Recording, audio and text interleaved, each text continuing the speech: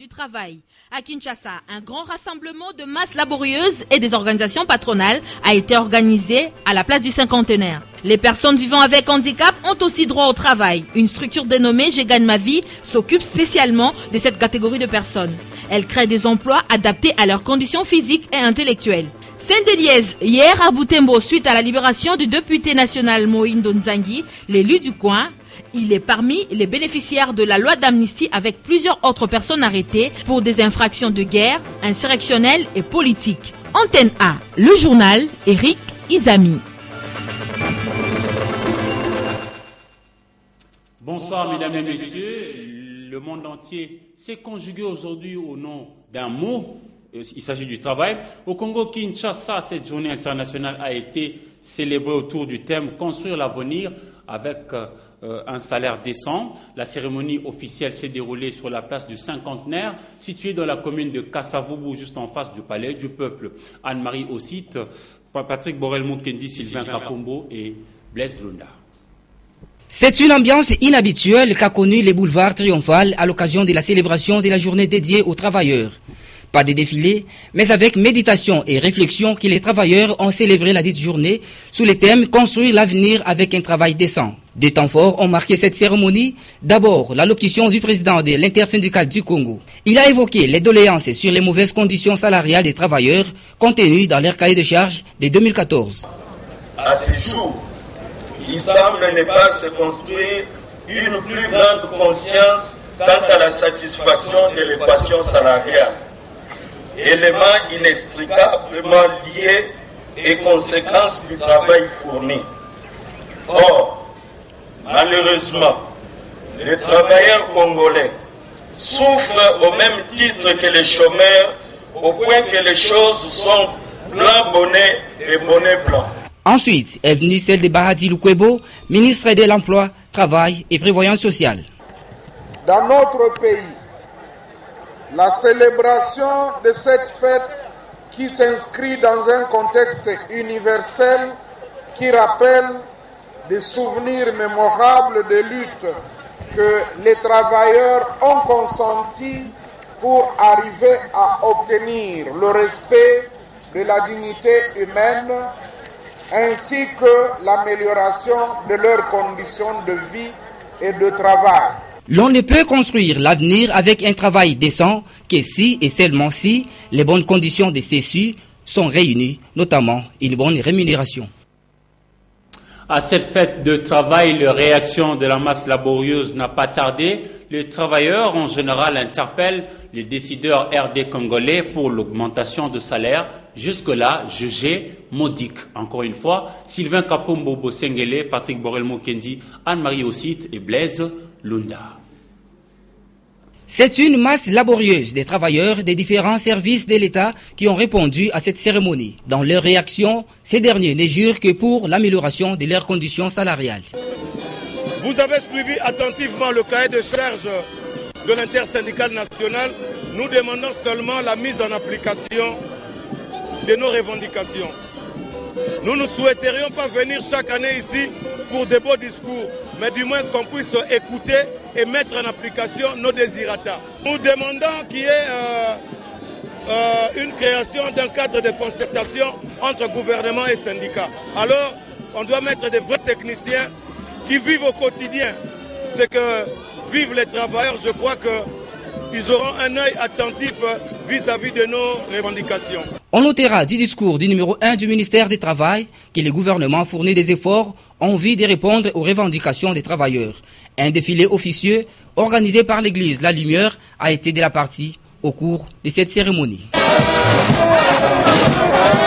Les syndicalistes de l'Institut national de sécurité sociale INSS, structure qui gère les travailleurs RD congolais à la retraite, ont saisi l'occasion du 1er mai pour rappeler au gouvernement central leurs principales revendications, également l'augmentation de salaire. Suivez. Le président de la délégation syndicale de l'Institut national de sécurité sociale, Christian Ntangila, a déclaré que le gouvernement doit revoir les salaires des agents de l'État. Il nous rappelle les différentes luttes que ceux qui nous ont précédés ont eu à mener pour qu'aujourd'hui nous puissions travailler dans les conditions qui sont les nôtres. C'est une dynamique nous aussi à notre tour, nous sommes en train de lutter, chacun dans son secteur, pour que les choses s'améliorent, de manière à ce que les travailleurs soient dans de bonnes conditions, de manière à ce que les travailleurs aient de bons salaires, de manière à ce que les travailleurs soient en mesure de trouver leur compte là où ils travaillent, là où ils prestent, de manière à ce que leur famille s'épanouisse. Il a ajouté que les syndicalistes vont lutter pour un travail décent, socle de la sécurité sociale. L'INSS, je crois que le minimum est fait. Nous aspirons à plus. Il est vrai que certaines préoccupations que nous avons n'ont pas encore trouvé de réponse, mais le dialogue est maintenu entre nous et notre employeur. Il est franc, il est constructif et nous sommes en train de faire avancer ensemble les choses. Quand si vous venez à l'INSS, vous verrez que les conditions sociales des travailleurs de l'INSS leur permettent de prendre en charge correctement tous les retraités du régime général de la République démocratique du Congo. On peut y arriver dans le dialogue, on peut y arriver en les appelant, l'intersyndical aidant, le gouvernement et tous les partenaires. Ensemble, lorsqu'on s'assied, je crois que des solutions peuvent être trouvées à ce problème. La particularité de cette journée en RDC est l'installation des tribunaux de travail à Kinshasa et à Lubumbashi. C'est l'une des principales revendications des travailleurs et de leurs syndicalistes. Les personnes vivant avec handicap ont aussi droit au travail, meilleur atout de l'homme. Une structure dénommée Je gagne ma vie s'occupe spécialement de cette catégorie des Congolais. Elle a pu créer quelques emplois adaptés à leurs conditions physiques. Dodo Pangou. Depuis une décennie, l'organisation non gouvernementale Je gagne ma vie s'occupe de l'encadrement de personnes vivant avec handicap. Production et exposition d'œuvres d'art, informatique et élevage et autres emplois que l'organisme met à la disposition de cette catégorie de personnes pour leur permettre d'être utiles à eux-mêmes et à la société. Nous, personnes vivant avec handicap, peut-être que nous avons perdu quelques parties de mobilité de nos membres, mais la tête nous reste. Notre intelligence est là. Nous devons travailler et exploiter cette expérience-là pour travailler, pour vivre aussi comme nos frères qui sont valides. Devant d'énormes difficultés rencontrées dans la concrétisation de leur ambition, l'ONG en appelle à l'aide de tous pour une meilleure intégration de personnes vivant avec handicap. Pendant plus de 3 décennies, elle exerce un travail noble, celui d'enseigner. Madame Ndona ne relâche pas pour encadrer le tout petit au complexe scolaire Le Bambin, situé dans la commune de Bandalungwa. Bon an, mal an, elle est toujours sur la brèche pour servir avec joie. Natacha Bomongo, David Tembeni. Elle est déjà prête à 6h30 pour quitter sa maison à Kintambo en vue de se rendre à son lieu de service dans la commune voisine des Bandalungwa à près d'1 kilomètre à pied. D'un passage, Madame Dona, toujours dévouée, s'avance pour le complexe scolaire Les Bambins où elle encadre depuis 34 ans les enfants de 3 ans à la maternelle. Sa marche lui prend une demi-heure et son arrivée est une source de joie pour cette jeunesse avide d'apprendre les notions de base de la vie.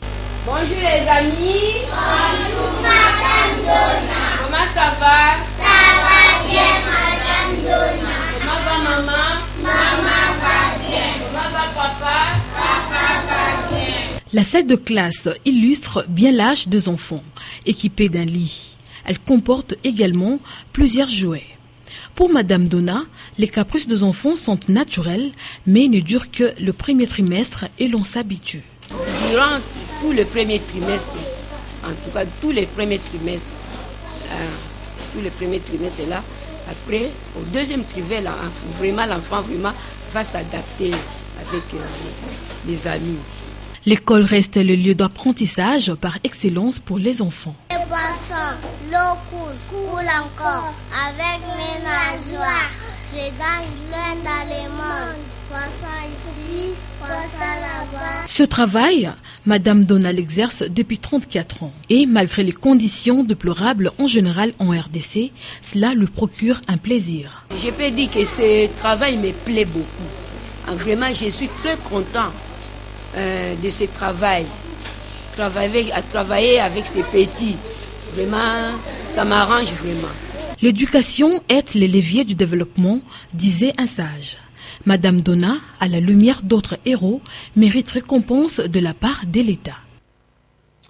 En marge de la journée nationale de l'enseignement célébrée le 30 avril de chaque année, le lycée Toyo-Kana dans la commune de Kasavubu a organisé une journée culturelle pour offrir aux élèves l'occasion de fêter cette journée mémorable. Papi Katasi, Damien Maungu.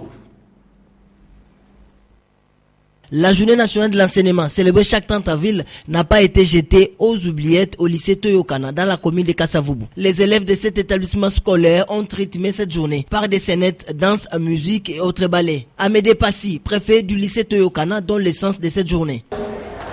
En ce jour du 30 avril, jour où les enseignants du monde entier et ceux de la République démocratique du Congo en particulier célèbrent cette journée leur dédiée.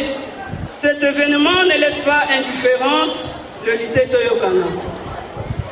Cependant, chers frères et sœurs, avant d'aller plus loin, qu'il me soit permis de vous présenter les motifs d'être fiers de votre appartenance à cette famille socio-scolaire, que vous ne changeriez pour rien au monde. C'est une confidence. De quoi s'agit-il? Il s'agit, vous le savez, de différentes activités préparées et présentées par nos élèves devant vous. Question de démontrer leur talent et l'encadrement dont ils bénéficient au sein du lycée Toyo-Kana. Au-delà de cette date, l'enseignement doit être la priorité du gouvernement pour le développement d'une nation.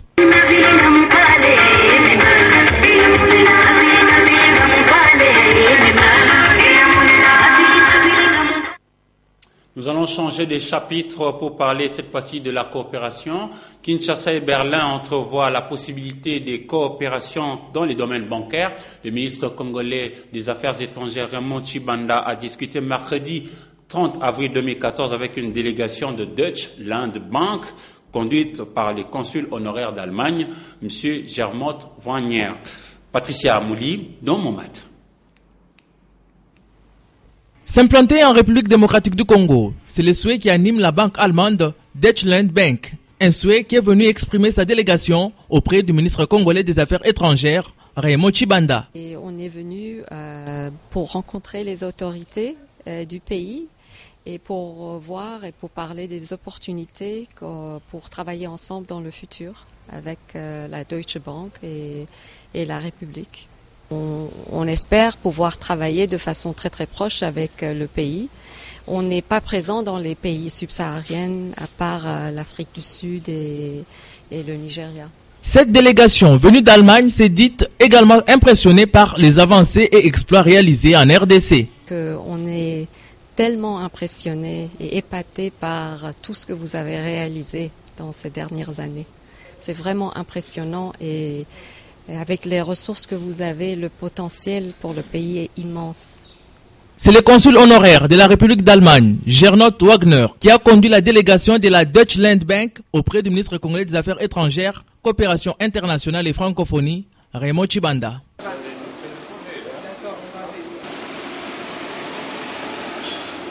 Le ministre délégué aux Finances, Patrice Kitebi, a présidé hier, comme d'ailleurs tout le mercredi, la réunion de régie financière. Il a ensuite dirigé la séance de travail sur l'évaluation de la coopération de la Banque africaine de développement BAD, ce même mercredi 30 avril 2014, dans la soirée dans son cabinet situé à la Gombe. Jean-Louis Miassuekama.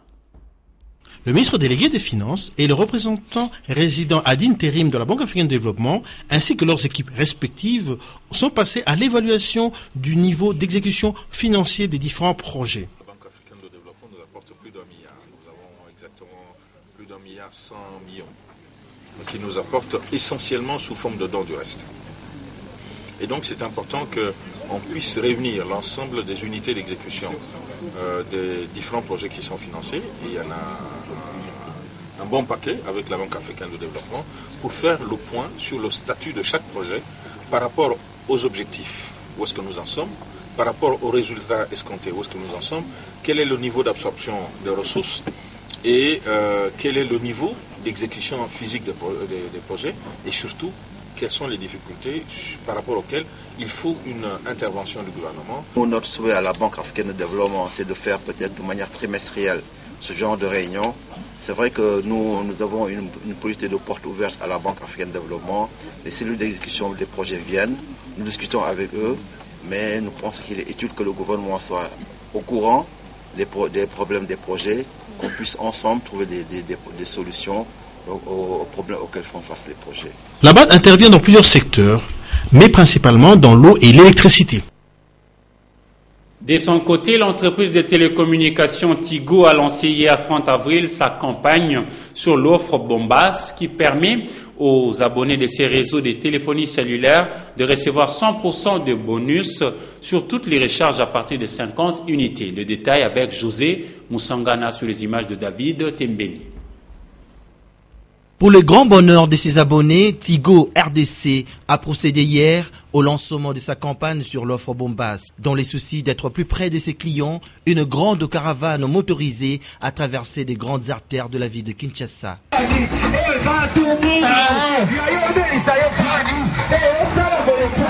De l'avenue Komoriko, située dans la commune de Kintambo, jusqu'à la place Victoire, en passant par le rond-point Sosimat et Mola, cette caravane a séduit plus d'un.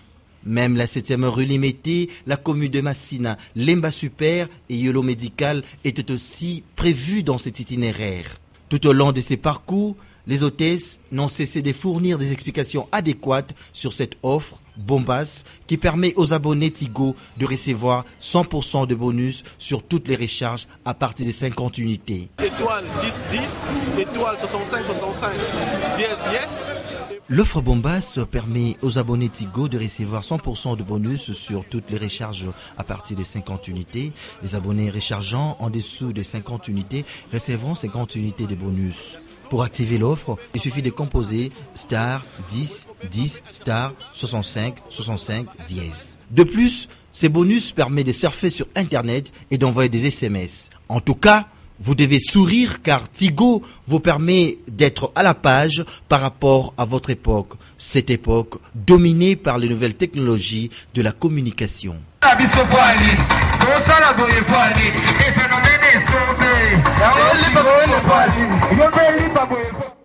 En République démocratique du Congo, toutes les 2 heures, 2 femmes meurent avant de donner la vie à un bébé. Comment alors mettre fin à la mortalité infantile? Cette question a été au cœur de débat hier avec la sensibilisation des professionnels de médias. Nadia Koulemfou Kamalala et Jen Kaungu.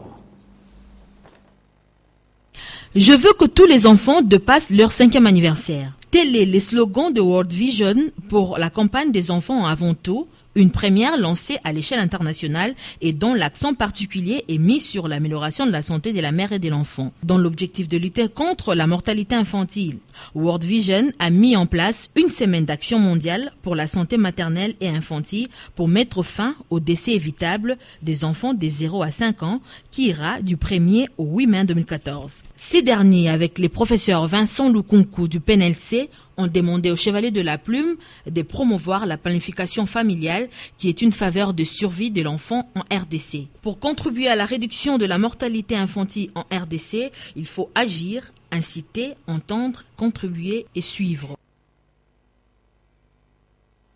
En religion, femme de bravoure, Madame Monique Kandé Kapoua est la nominée et lauréate de groupe de réflexion de révérende pasteur de la République démocratique du Congo, GREPACO. Cette organisation pense que le développement du pays ne se fera que par le travail des uns et des autres. Un trophée lui a été remis mercredi 30 avril au restaurant Le Palais. Africa Mujinga et Pepito Matondo. Une cérémonie pas comme les autres. Les femmes de Dieu réunies au sein du groupe de réflexion des révérendes pasteurs de la République démocratique du Congo ont témoigné le mérite de Madame Monique Kandé, femme bravoure. La présidente Bibiane Bénédiction Bongo a signifié l'intérêt de cette journée. Premièrement, un jour où nous allons, n'est-ce pas, reconnaître les mérites digne de notre consoeur, c'est vrai, elle n'est pas révérende, quand je dis consoeur, d'une femme. Elle a pensé que dans sa nature de la femme, elle peut mettre en valeur ses qualités spirituelles, morales et intellectuelles. Exhortée par l'oratrice du jour, révérende Germaine Ilunga, la femme des bravoures doit influencer les autres, être un modèle et une référence. Monique Kandé s'est sentie heureuse de recevoir trophées, tableaux et diplômes. Mais je crois que cette cérémonie est très importante. Elle est très importante puisque ce n'est pas venu des hommes, mais c'est venu de Dieu. Avoir au moins 8 femmes, ministres de Dieu, reconnaître votre travail. Amener la femme à changer soi-même et le monde par la proclamation de l'évangile et par le travail pour éradiquer la pauvreté sont les missions des Gré-Paco. Presque 100 prisonniers ont été libérés hier à la faveur de la loi d'amnistie votée par le Parlement, puis promulguée par le chef de l'État Joseph Kabila. Au nombre de libérés, l'on pouvait aisément repérer le député national Mohindo Nzangi. Et justement, la libération de ce député a été bien accueillie à Butembo, dans le Nord Kivu, dont il est originaire. Suivez les détails avec notre correspondant sur place au micro de Alain Kyoka.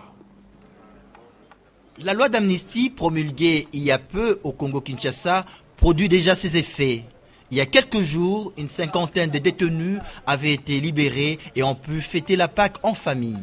Pas plus tard que mercredi 30 avril, 100 prisonniers qui ont constitué la deuxième vague ont retrouvé leur liberté grâce à ce pardon, mieux l'amnistie, pour faits de guerre, faits insurrectionnels et infractions politiques. À l'ex-prison de Makala, tout comme Andelo, l'on a vu libérer entre autres 2 journalistes et le député national Mohindo. Kinshasa promet de poursuivre avec la libération de prisonniers éligibles à ce pardon, tant sollicité pour surtout recréer la cohésion nationale et favoriser la consolidation de la paix retrouvée.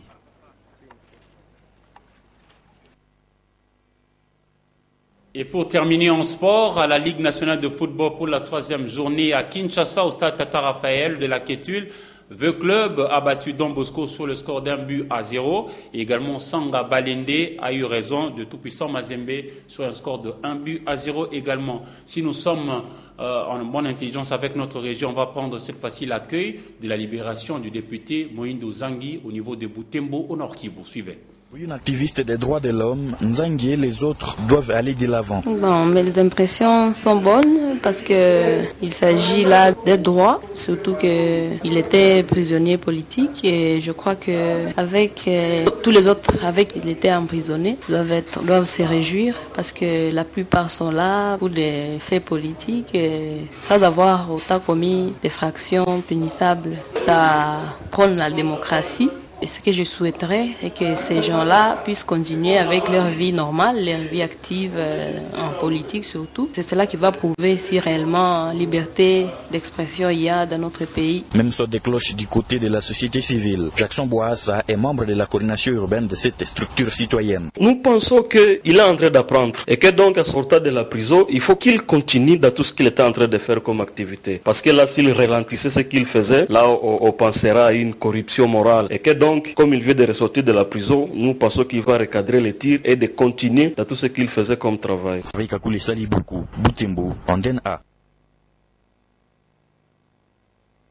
Mesdames et messieurs, c'est la fin de ce journal. Merci à vous de l'avoir suivi depuis Banzangungu dans la province du Bas-Congo. Au revoir.